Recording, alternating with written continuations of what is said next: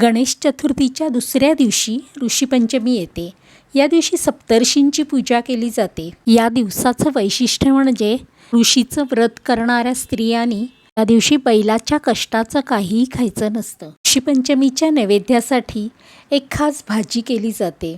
भाजीला आपण ऋषीची भाजी म्हणतो. या भाजीमध्ये मुख्यतः लाल माठ आणि अळू म्हणजेच तेरं हे वापरलं जातं. या दोन्ही भाज्यांचे देठ बारीक चिरून घ्यायचे.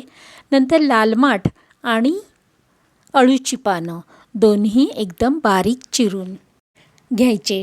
या भाजीमध्ये ठराविक भाज्याच वापरल्या जातात असं काही नाही. या दिवसासाठी परसधारी भाज्या लावल्या जातात किंवा आपोआप रुजतात त्या भाज्या घेतल्या जातात. ज्यांच्या घरी ही ऋषीची पूजा केली जाते त्यांच्याकडे परसदारी, वाली, सुरण, लाल माठ, अळू आणि भेंडी, कंद, शिराळं अशा भाज्या रुजवल्या जातात. फक्त या भाजीमध्ये वांगं आणि पडवळ वापरलं जात नाही, कारण हे गणपतीला चालत नाही. आता ही भाजी आपण कुकरमध्ये करतो, तर कुकरमध्ये तेल तूप काहीही न घालता फक्त पालेभाजी घालायची आणि कोकम मात्र घालावंच लागतं, कारण ह्या भाजीच्या अळूला खाज जास्त असते आणि आपला घसा खवखवू नये म्हणून कोकम किंवा चिंचही वापरावीच लागते. पण कुकरमध्ये आधी पालेभाज्या आणि देठ घालून घेतलेत. अळू थोडंसं वाफेवर शिजलं की मग रवीने किंवा असं चमच्याने थोडंसं ठेचून घ्यायचं.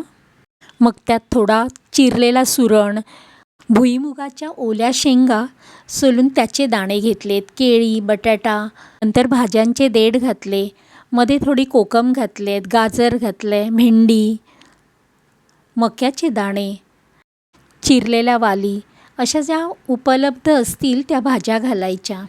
थोडं ओलं खोबरं आणि मिरची वाटून त्याची पेस्ट घातली आहे. परत थोडं कोकम घालायचं आणि चवीसाठी थोडंसं गूळ आणि मीठ घालायचं. गरजेपुरतं पाणी घालून नंतर ही भाजी थोडीशी सारखी करून घ्यायची आणि कुकर लावून एखाद दुसरी शिट्टी द्यायची, कारण ह्या भाज्या पटकन शिजणार आहेत. हे पहा, आपण कुकर उघडलं आहे, आपल्या भाज्या छान शिजल्या आहेत.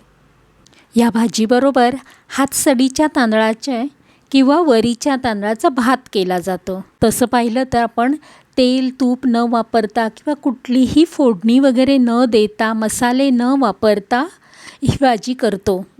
तरीही ही भाजी या दिवशी अतिशय उत्कृष्ट लागते. तर ही झाली कोकणामध्ये पारंपरिकरित्या केली जाणारी ऋषीची भाजी. मातीच्या मडकीऐवजी आपण कुकरमध्ये केली.